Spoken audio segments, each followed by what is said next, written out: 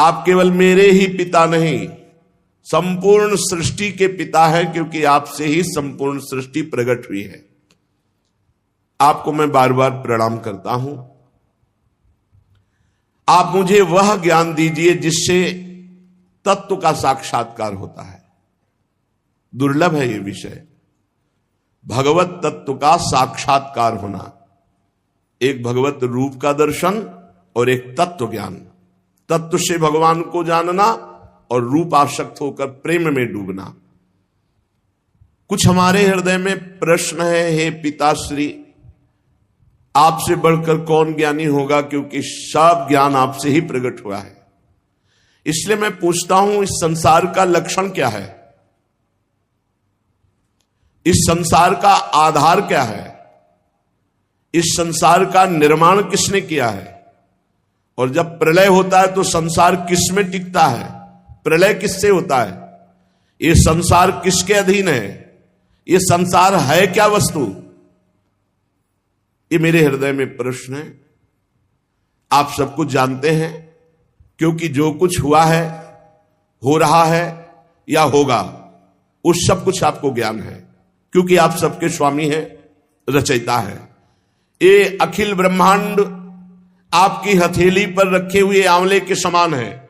जैसे आंवला हथेली पे रख ले तो चारों तरफ से देख सकता है, ऐसे ब्रह्मा जी संपूर्ण ब्रह्मांड को ब्रह्मलोक में बैठे बैठे देख सकते हैं।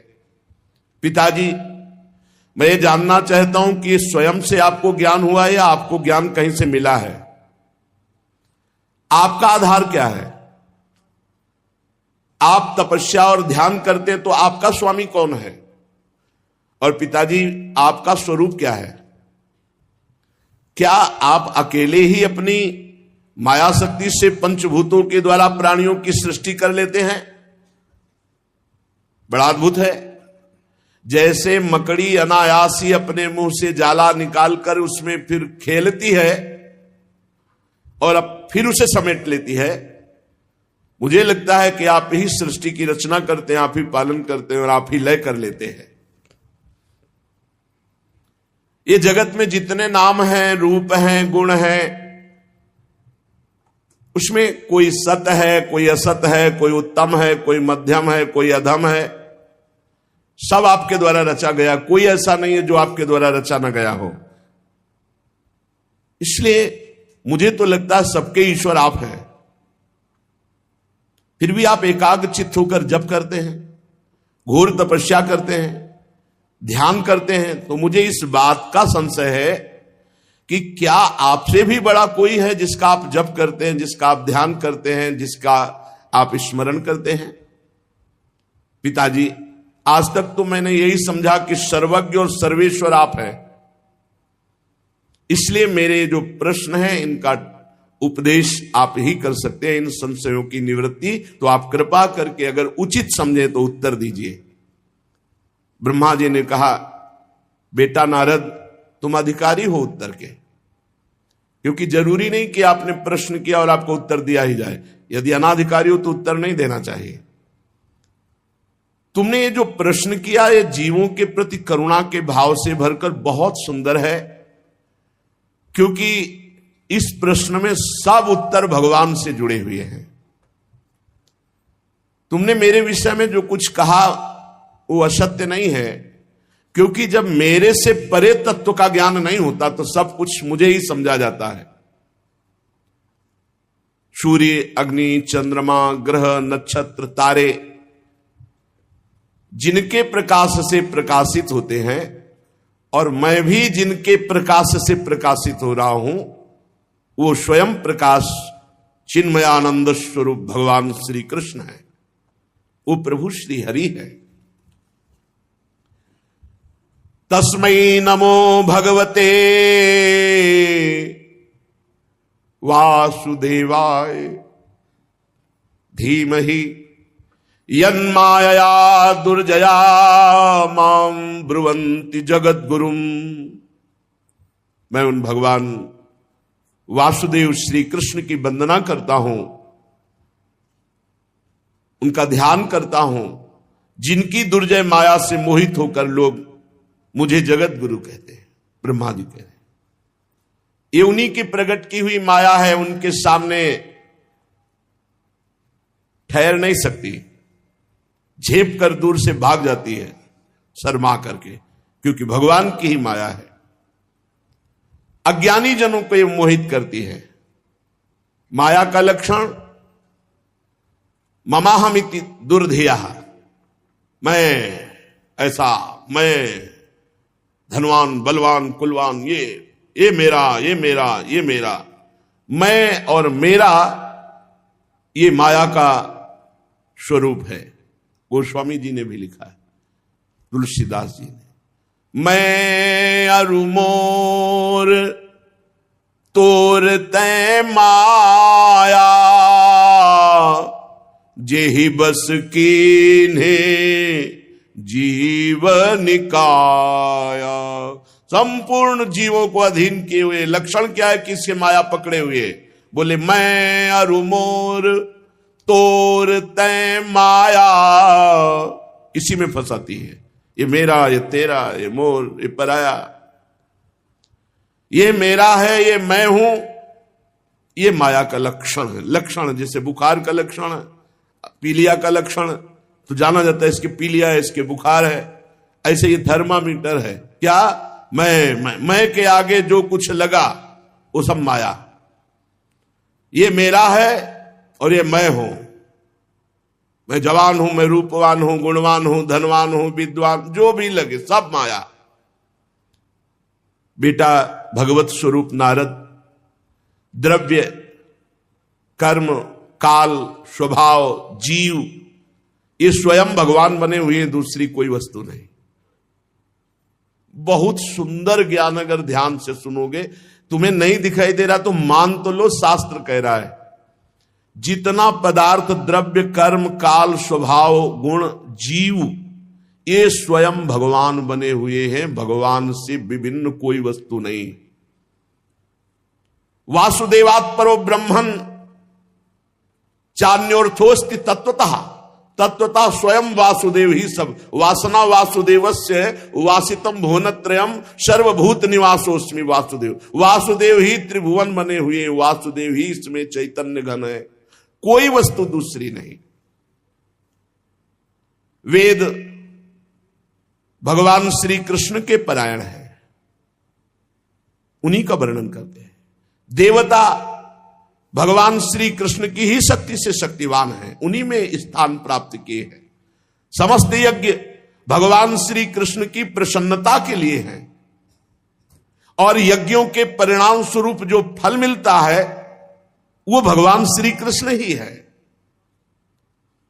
जितनी भी लोक लोकांतर की कल्पना है वो सब भगवान श्री कृष्ण में कल्पित है। सब प्रकार के योग भगवान श्री कृष्ण की प्राप्ति के लिए किए जाते हैं। सारी तपस्याएं भगवान श्री कृष्ण की ओर ले जाने वाली हैं। संपूर्ण ज्ञान भगवान श्री कृष्ण ही जानते हैं।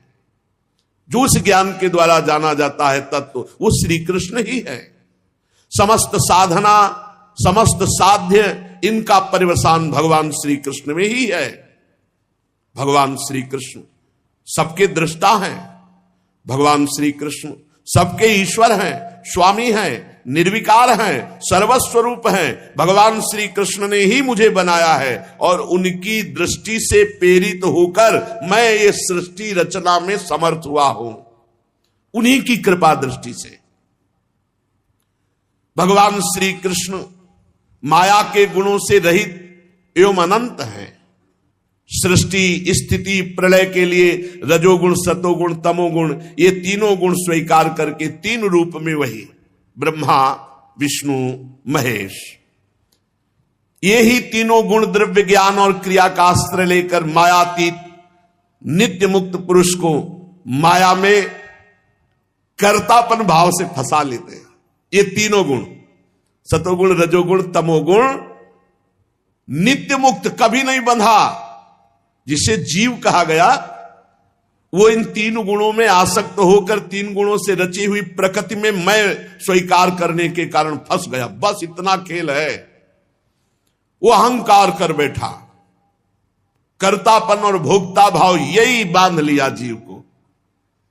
नारद इंद्रियातीत भगवान गुणों के इन 3 आवरणों से अपने को छुपा लिए हैं, ढक लिए हैं। इसलिए सब में भगवान है पर कोई अनुभव नहीं कर पा रहा। पर्दा किए हुए सतोगुण, रजोगुण, तमोगुण, तीनों गुणों से ऊपर हो, त्रिगुणातीत हो, तो जिसकी खोज कर रहे हो वो तुम्हारे हृदय में मिल जाएगा, वही मिल जाएगा। और मिल क्या जाएगा? जानत तुम्हें तुम्हें हो जाए। बड़ा गूढ़ रहस्य है। इसीलिए सब लोग उनको देख नहीं पाते हैं, उनको जान नहीं पाते हैं। सारे संसार के और मेरे एकमात्र स्वामी भगवान श्री कृष्ण हैं। मायापति भगवान ने इस संसार को कैसे रचा? एक से बहुत होने की इच्छा की। एकोहम बहुश्यामा। भगवान ने अपने को बहुत रूपों में प्रकट करने की इच्छा की। जे ही ऐसी इच्छा की ते ही माया प्रकट हो गई। इच्छा ही माया है। इच्छा रहित हो गया तो माया मुक्त हो गया। जा ही न चाहिए कबहू कछु, जो सकल कामनाहीन जे माया मुक्त है। न सोचती न कांक्षती, माया मुक्त है। इच्छा ही माया है। जे ही इच्छा की भगवान ने कि मैं एक से बहुत हो जाऊं, तो माया प्रकट हो गई। भगवान के हृदय से मूल प्रकृति का प्रादुर्भाव हुआ। मूल प्रकृति माया, उससे त्रिगुणात्मिका माया, फिर काल भगवान से, कर्म, स्वभाव, ये स्वीकार कर लिया।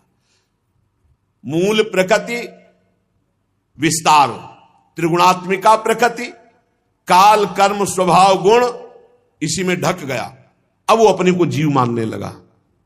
ब्रह्म स्वयं, परमात्मा स्वयं अपने को जीव मानने लगा। किसके प्रभाव से? त्रिगुणात्मिका माया, काल, कर्म, स्वभाव, गुण। फिरत सदा माया कर पेरा, काल, कर्म, स्वभाव, गुण घेरा। इसी घेरे में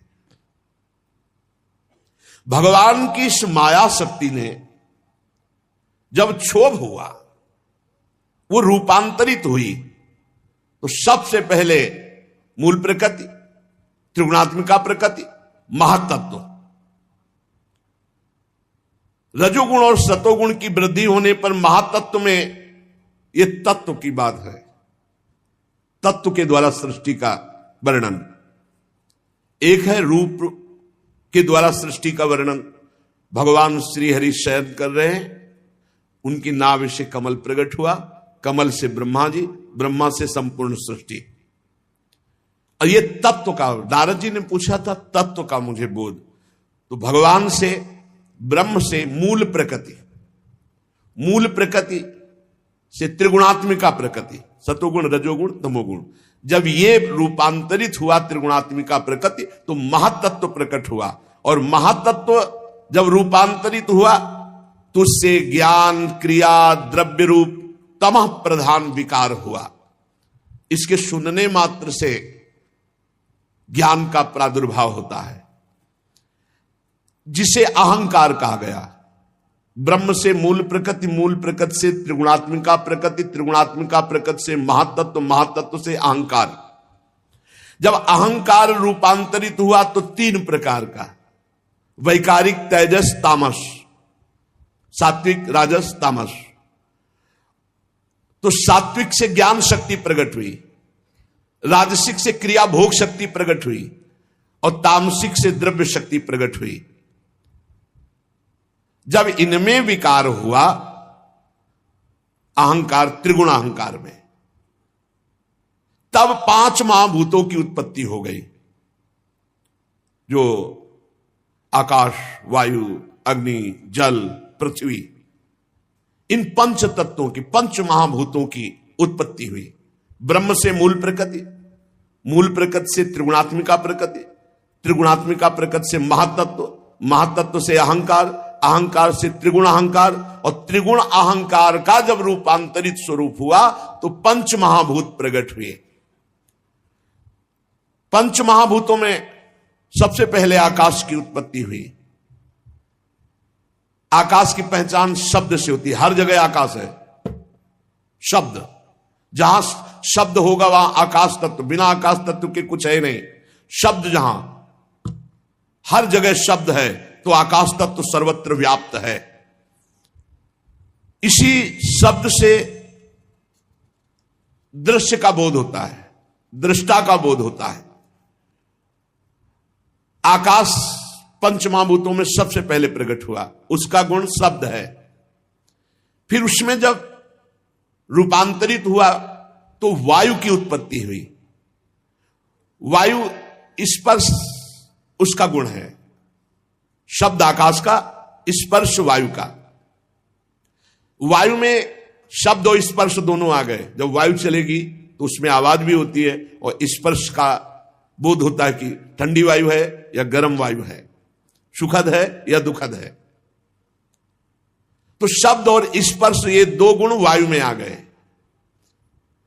इससे इंद्रियों में स्फूर्ति, शरीर में जीवनी शक्ति, प्राण, ये वायु ही है। ये जो श्वास आ जा रही, इसी से जीवन चल रहा है, ये जीवनी शक्ति है वायु। इसी से ओज और शरीर में बल इसी वायु से प्रकट होता है। इसीलिए सीधे वायुपुत्र होने के कारण हनुमान जी महाबली, भीम महाबली, ये महाबली वायु देवता है। यही जीवनी शक्ति है, यही स्फूर्ति है, यही ओज है, यही बल है। जब काल कर्म और स्वभाव से वायु में विकार हुआ तो उससे अग्नि की उत्पत्ति हुई। इसका प्रधान गुण है तेज, रूप, और इसमें आकाश वायु के भी गुण आ गए, शब्द स्पर्श रूप। तेज में जब विकार हुआ तो अग्नि से जल की उत्पत्ति हुई। यह है कर्तुम अन्यथा कर्तुम भगवान की शक्ति। अग्नि से जल की उत्पत्ति हुई, आकाश से वायु, वायु से अग्नि की उत्पत्ति और अग्नि से जल की उत्पत्ति हुई। और इसका गुण है रस, जितने रस है इसी जल से प्रकट हुए हैं। और इसमें शब्द स्पर्श रूप ये भी आ गया। तो जल में शब्द भी है, कल कल कल, स्पर्श गर्म है कि ठंडा और दिखाई देता है, निर्मल है कि मलिन, रूप भी है और रस भी, स्वाद भी है। शब्द स्पर्श रूप रस। जल से पृथ्वी की उत्पत्ति हुई है। जब जल रूपांतरित हुआ, विकार युक्त हुआ, तो उससे भूमि की उत्पत्ति हुई। और इसका गुण है गंध।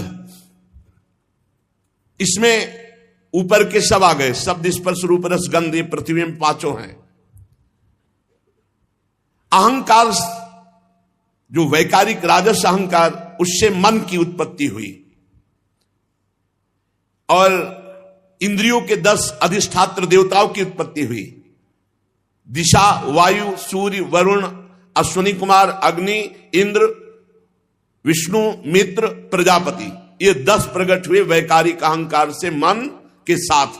इंद्रियों के 10 अधिष्ठात्र देवता, दिशा, वायु, सूर्य, वरुण, अश्विनी कुमार, अग्नि, इंद्र, विष्णु, मित्र, प्रजापति।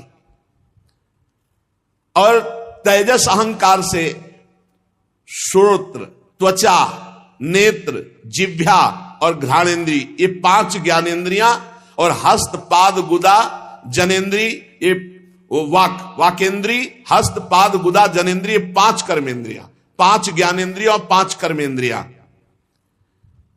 साथ ही सतोगुणी अहंकार से ज्ञान शक्ति प्रकट हुई। बुद्धि, ज्ञान शक्ति बुद्धि है, क्रिया शक्ति प्राण है। श्रेष्ठ ब्रह्मविद नारद, जब इतनी सृष्टि प्रकट हो गई तो ये सब अलग अलग थे, मिल नहीं रहे थे। पंचभूत, इंद्री, मन, प्राण, ये सब तीनों गुण अलग अलग। तो जो सृष्टि का भाव था वो पूर्ण नहीं हो पा रहा था, क्योंकि मिल ही नहीं पा रहे थे। जब मिले तब तो रचना हो, ये सब अलग अलग तत्व। फिर भगवान ने संकल्प किया, जे भी भगवान ने संकल्प किया तेवी सब परस्पर एक में मिल गए और एक पिंड रूप हुआ।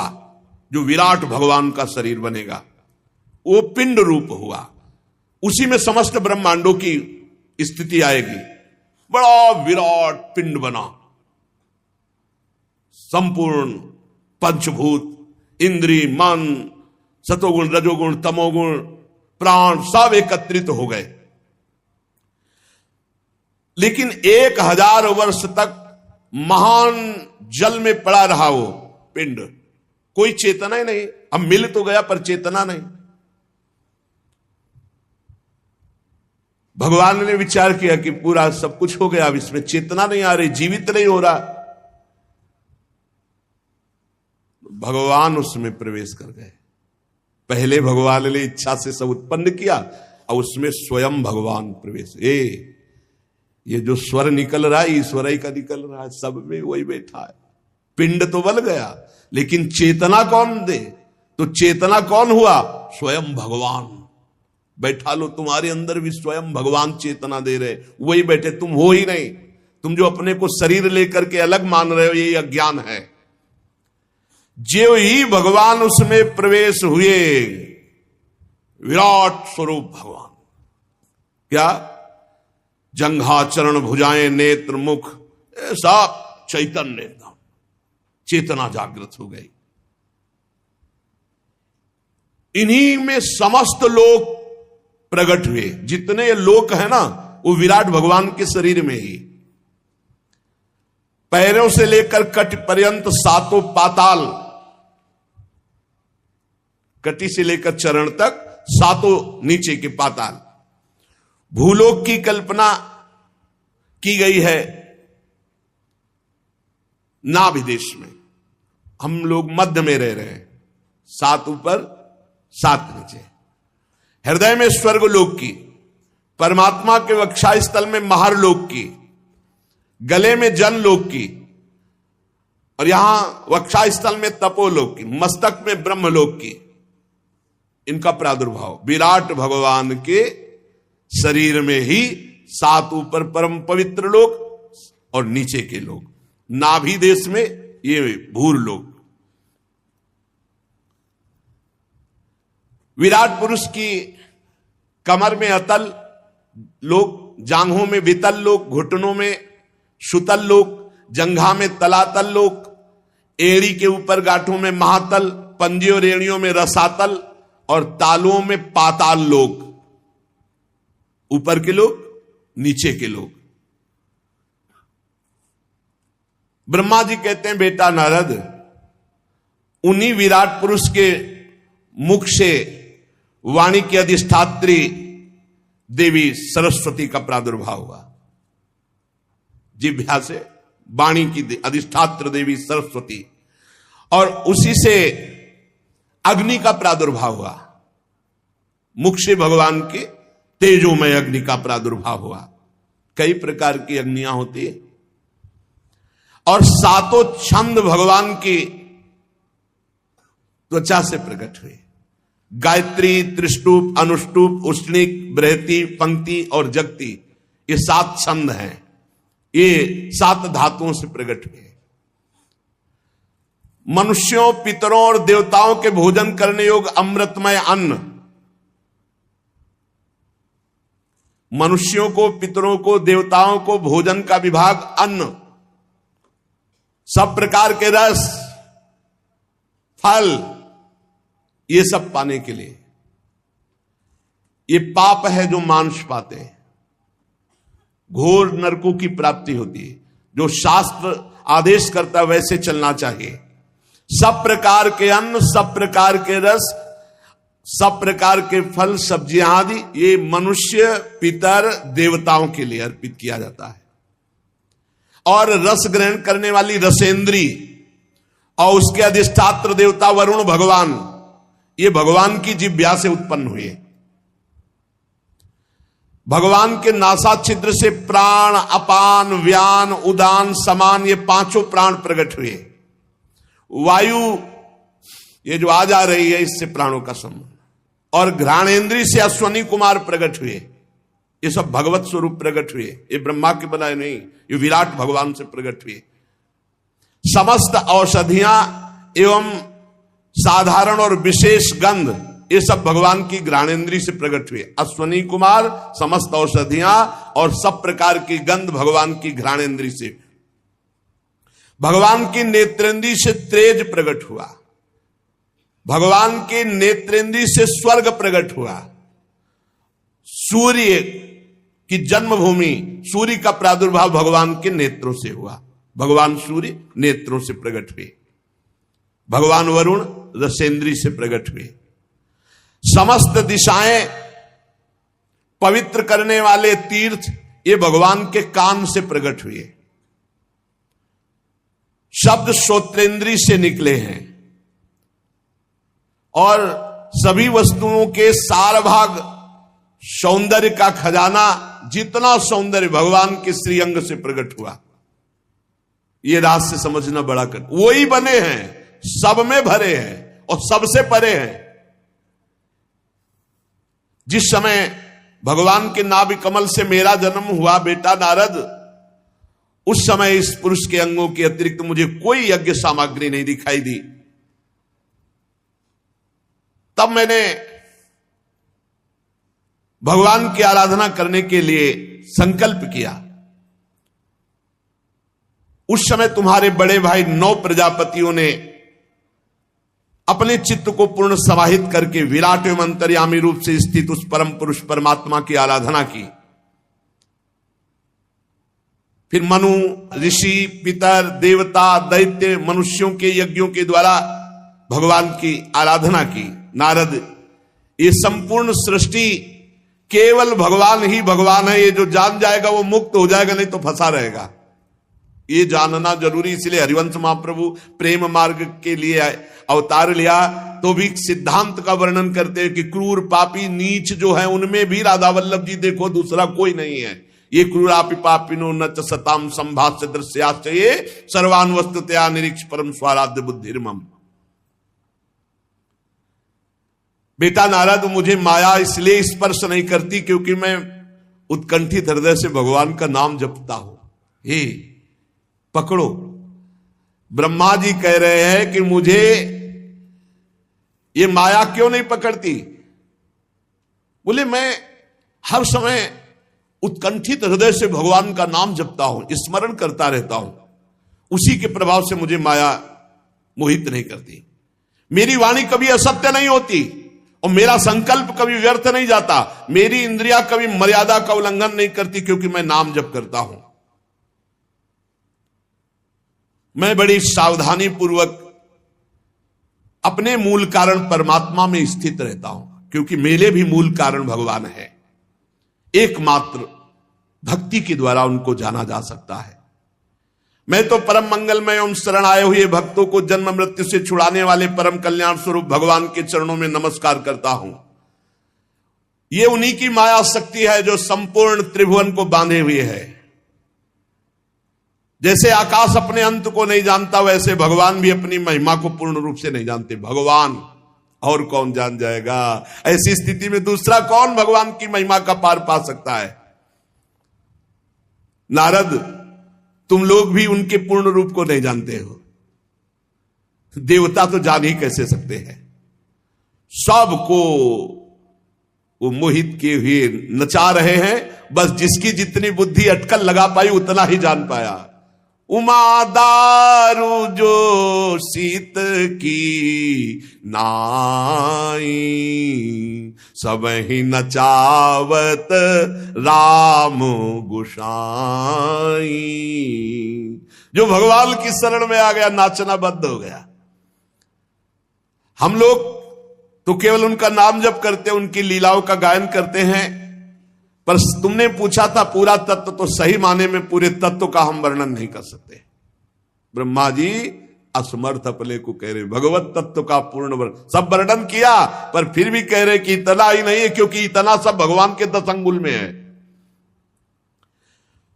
मैं तो सिर्फ भगवान के श्री चरणों में नमस्कार करता हूं और उनका स्मरण करता हूं, यही खास बात है। वो असत्पुरुषों के द्वारा जाने नहीं जा सकते, क्योंकि वो कुतर्क के जाल में फंसे रहते। क्यों ऐसा, क्यों ऐसा, क्यों? ये जो तुमको अभी हमने सुनाया, ये भगवान का विराट स्वरूप, भगवान की तत्वमयी सृष्टि, इसको जो सुनता है उसके सारे पाप नष्ट हो जाते हैं और वो भगवान के चरणों का अनन्य भक्त होता है। ब्रह्मा जी ने कहा तुम सावधान होकर सुनो। अनंत भगवान ने प्रलय के जल में डूबी हुई पृथ्वी का उद्धार करने के लिए समस्त यज्ञ में वाराह शरीर ग्रहण किया था। जो आदि दैत्य हिरणाक्ष, वो जल के अंदर ही लड़ने के लिए भगवान के सामने आ गया और जैसे इंद्र ने अपने वज्र से पर्वतों के पंख काट डाले थे, वैसे ही वाराह भगवान ने अपनी दाढ़ों से हिरणाक्ष के टुकड़े टुकड़े कर दिए। ये भगवान का वाराह होता। फिर उन्हीं प्रभु ने रुचि नामक प्रजापति की पत्नी आकुति के गर्भ से सुयज्ञ के रूप में अवतार ग्रहण किया। उस अवतार में उन्होंने दक्षिणा नाम की पत्नी से स्वयं नाम के देवताओं को उत्पन्न किया। तीनों लोकों के बड़े बड़े संकट हर लिए। इसीलिए स्वयंभू मनु ने हरि नाम से भगवान यज्ञ स्वरूप को पुकारा। ये भगवान का यज्ञ अवतार है। नारद जी करदम प्रजापति के घर देवहूति के गर्भ से 9 बहिनों के साथ भगवान ने कपिल भगवान के रूप में अवतार ग्रहण किया। उन्होंने अपनी माता देवहूति को आत्मज्ञान का उपदेश किया, जिससे वे इसी जन्म में अपने हृदय के संपूर्ण मल, तीनों गुणों की आसक्ति का सारा कीचड़ धोकर भगवत प्राप्त हुई। ये भगवान का कपिल अवतार हुआ। महर्षि अत्रि भगवान को पुत्र रूप में प्राप्त करना चाहते थे। उन पर प्रसन्न होकर भगवान ने एक दिन उनसे कहा, मैंने अपने आप को तुम्हें दे दिया। इसी से भगवान ने जो अवतार लिया तो दे दिया दत्र, तो दत्तात्रेय नाम का भगवान का अवतार हुआ। उनके श्री चरण कमलों के पराग से अपने शरीर को पवित्र करके महाराजा यदु, शास्त्रार्जुन आदि ने योग की भोग और मोक्ष, इन सिद्धियों को प्राप्त किया। ये भगवान का दत्तात्रेय अवतार। भगवान के जो अवतार हैं उनकी चर्चा देवर्षि नारद जी से ब्रह्मा जी कर रहे हैं। नारद, सृष्टि के प्रारंभ में मैंने विविध लोकों की रचने की इच्छा से तपस्या की। मेरे उस अखंड तप से प्रसन्न होकर के भगवान शन नाम से 4 रूपों में प्रकट हो गए। सन, सनक, सनंदन, सनातन, सनत कुमार।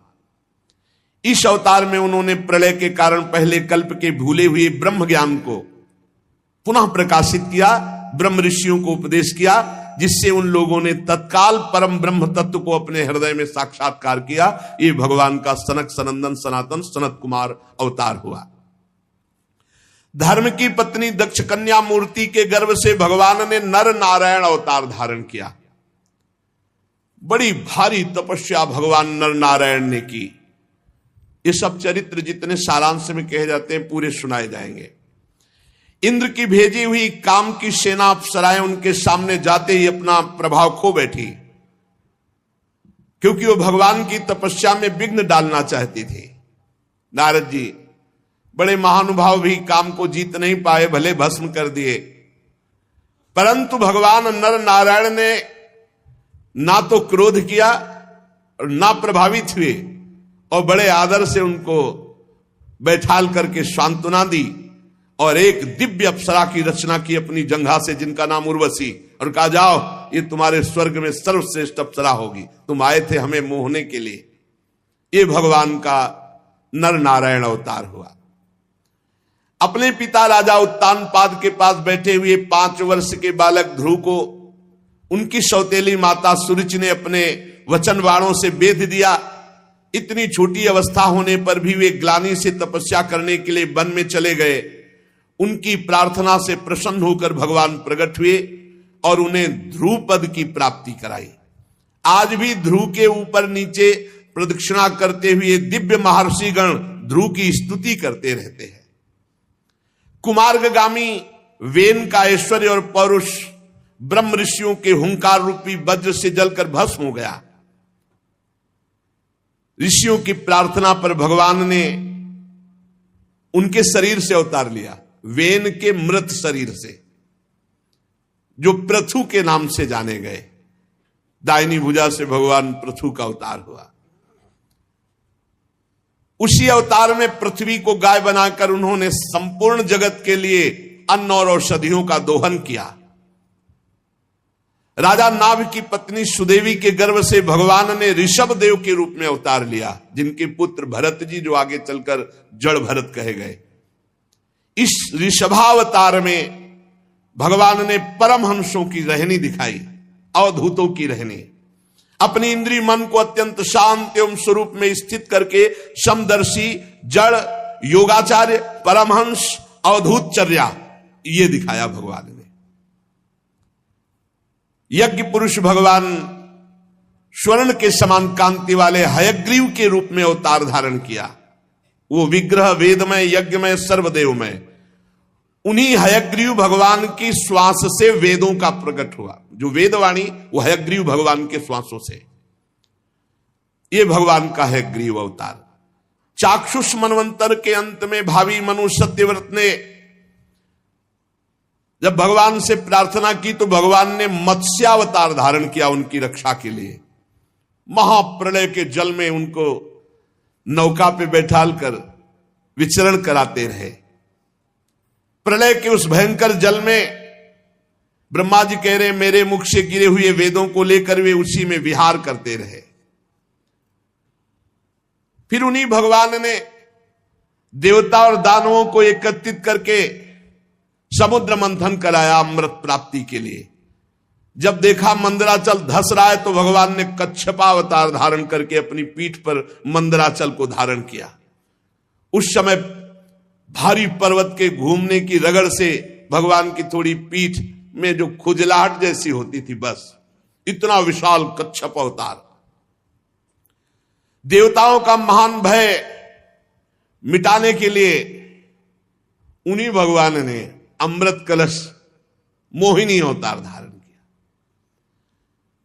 और अपने प्राण प्यारे प्रहलाद जी के लिए खंभे से भगवान ने बड़ा भयंकर नरसिंह अवतार धारण किया। फड़कती हुई भौं, तीखी दाढ़े, विकराल मुख, लंबी जिह्वा, बड़ा भयावना।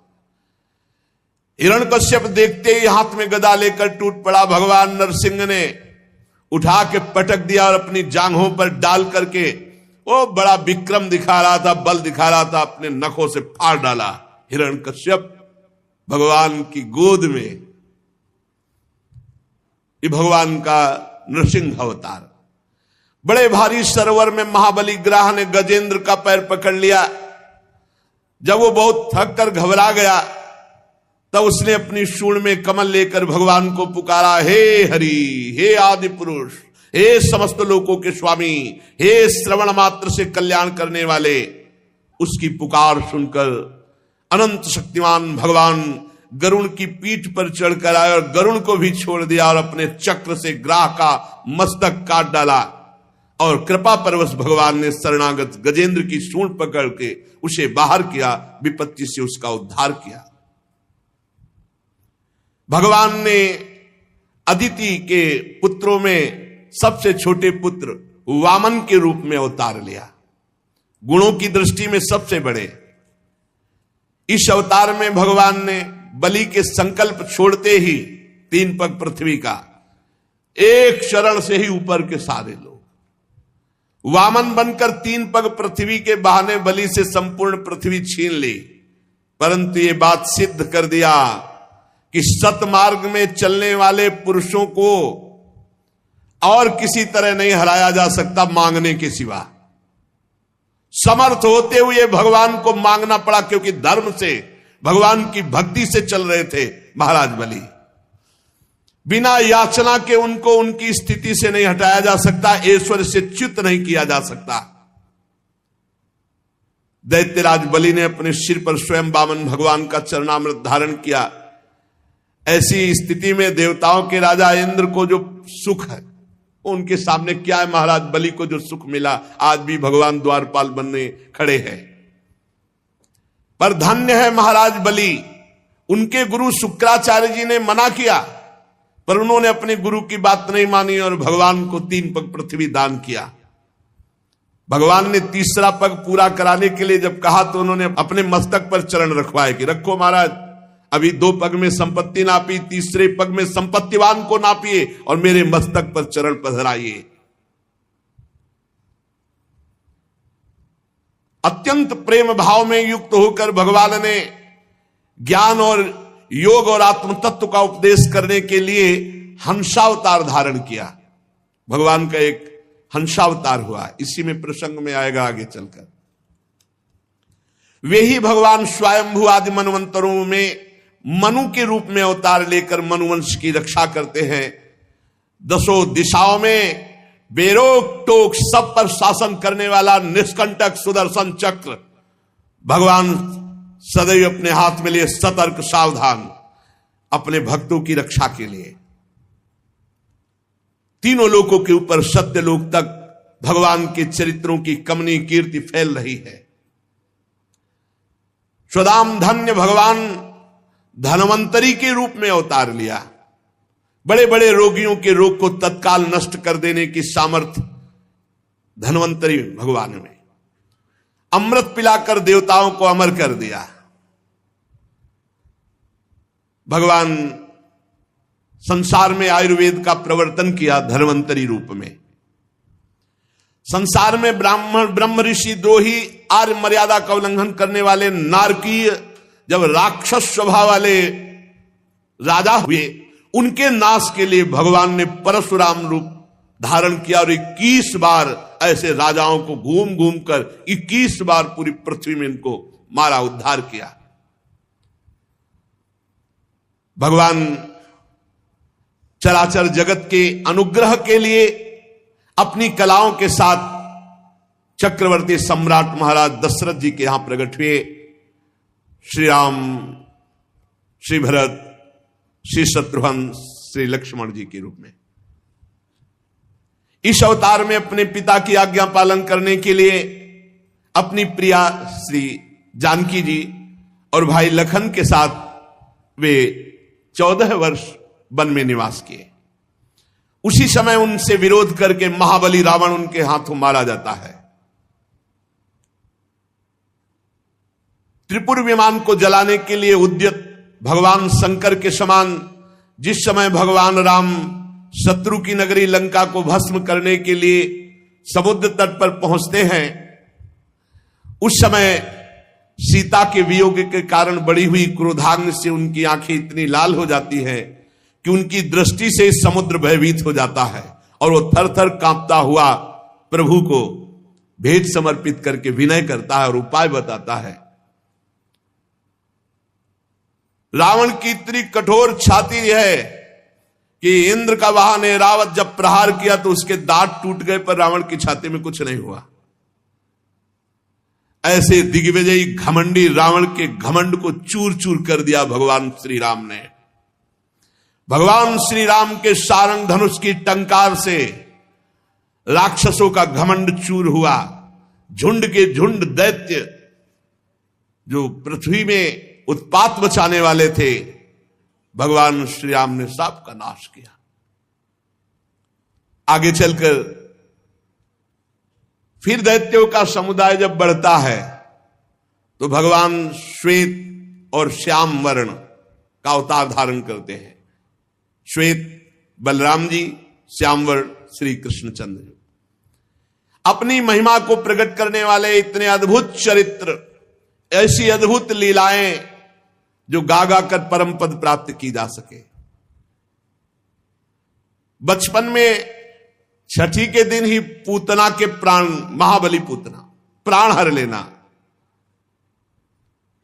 और पैर उछालकर बड़े भारी छकड़े को उलट देना, तृणावर्त को मारना, घुटनों के बल चलते चलते आकाश छूने वाले यमलार्जुन वृक्षों के बीच में जाकर उन्हें उखाड़ डालना, कालिया नाग से विष से दूषित हुए यमुना जल को पीकर बछड़े और गोप बालक सब पधार गए थे, अपनी अमृतमयी दृष्टि से उन्हें जीवित कर देना, यमुना जल को शुद्ध करना, कालिया नाग को बाहर दमन करके निकाल देना, गोप गणों को दावाग्नि से मूंज का वन था, चारों ओर आग लग गई। जब देखा ब्रजवासी के प्राण संकट में, तो भगवान ने कहा सब लोग आंख मूंद लो। सबने आंख मूंदी और भगवान ने अपने मुख में अग्नि को पान कर लिया।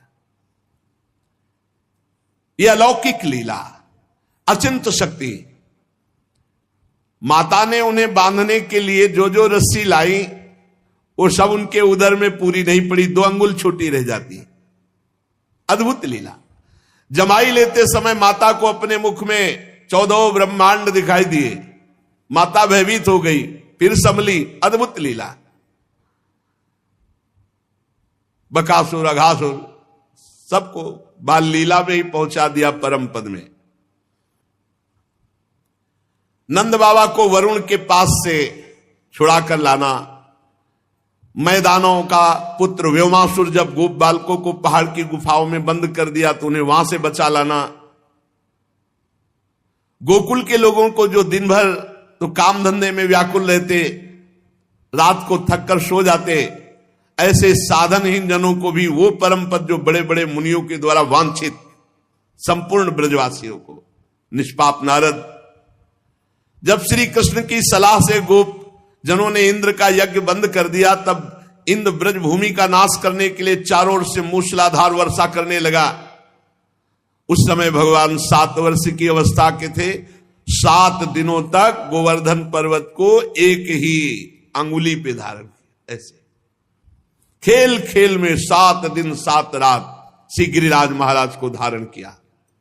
वही भगवान वृंदावन में विहार करते हुए रास करने की इच्छा से रात्रि के समय जब चंद्रमा की उज्जवल चांदनी चारों ओर छिटक रही, अपनी बांसुरी पर मधुर संगीत की लंबी तान छेड़कर गोपियों को आकर्षित किया। प्रेम विवश आई हुई गोपियों को भगवान ने रास अमृत का पान कराया।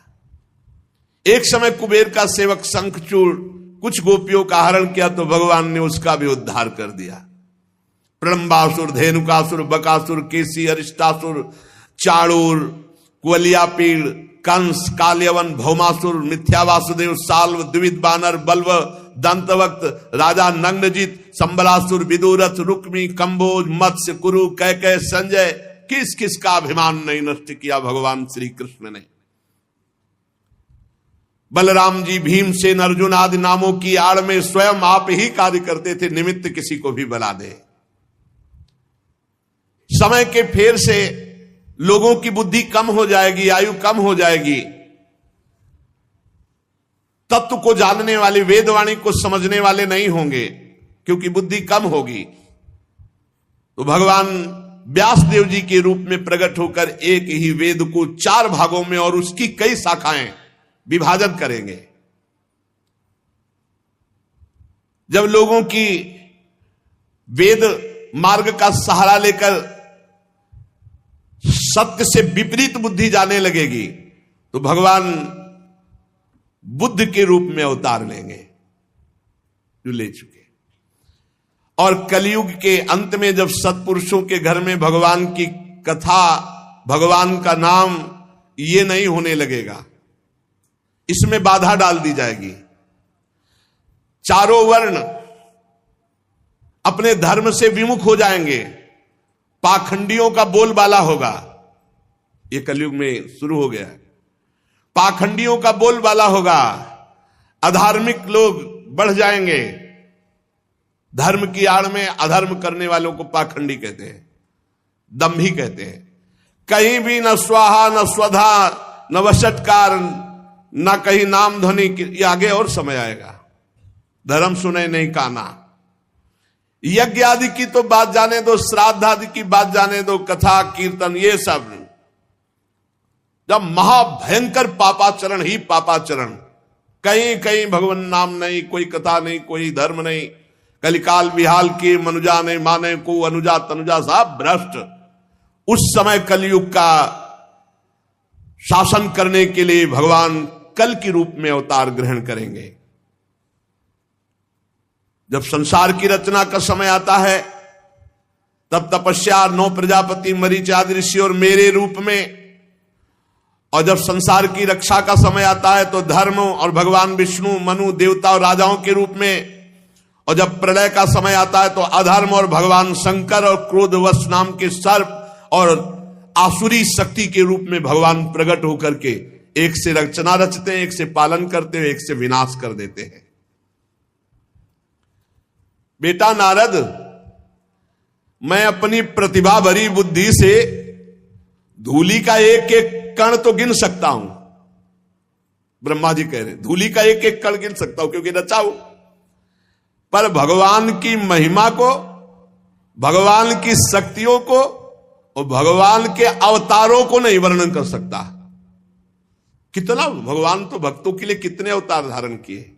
इसीलिए कह रहे मैं अपनी प्रतिभा भरी बुद्धि से धूलि कणों को एक एक गिन सकता हूं। धूलि कण गिनना कितना कठिन है, पर भगवान की शक्तियों को, भगवान के गुणों को, भगवान की महिमा को, भगवान के अवतारों को नहीं।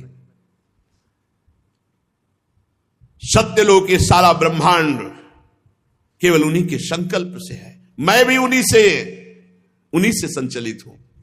समस्त सृष्टि की रचना, पालन, संहार वही श्री कृष्ण करते हैं। अनंत शक्तियों के स्वरूप को ना मैं जानता हूं ब्रह्मा होकर, और ना तुम जानते हो नारद होकर, ना सनकादि, फिर दूसरा कौन जान सकता है भगवान की अनंत शक्तियों को। भगवान शेष जी हजार मुखों से उनके गुणों का गायन करते पर आज तक अंत नहीं पाए। बस मैं तो यही कहूंगा, ब्रह्मा जी कह रहे कपट भाव छोड़कर सर्वरूप से ऐसे भगवान श्री कृष्ण के चरणों में अपने आप को न्यौछावर कर दो। रात दिन नाम जप करो, उनकी लीला कथा सुनाओ, वो दया करेंगे तो ये दुस्तर माया से पार हो जाओगे उनकी दया से।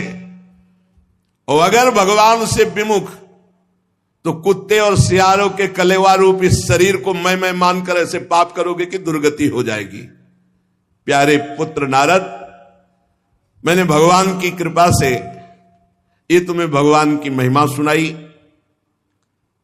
भगवान की कुछ महिमा को भगवान शंकर, प्रहलाद जी, शतरूपा, मनु, प्रिव्रत, प्राचीन बर्ही, रिभु, ध्रुव, इक्ष्वाकु, पुरुरवा, मुचकुंद, महाराज विदेहराज जनक, गाधी, रघु, अम्बरीश, सगर, गय, ययाति, मानधाता, अलर्क, शतधन्वा, अनु, रंतिदेव, भीष्म जी, बलि जी, अमूर्तरय, दिलीप, शौभरी, उतंक, शिवी, देवल, पिप्पलाद, सारस्वत, उद्धव, पराशर, भूरिसेन, विभीषण, हनुमान जी, सुखदेव जी, अर्जुन, आरिष्टसेन, विदुर, श्रुतदेव और भी ऐसे कुछ महात्मा हैं जो कुछ महिमा जानते हैं, संपूर्ण महिमा कोई नहीं जानता।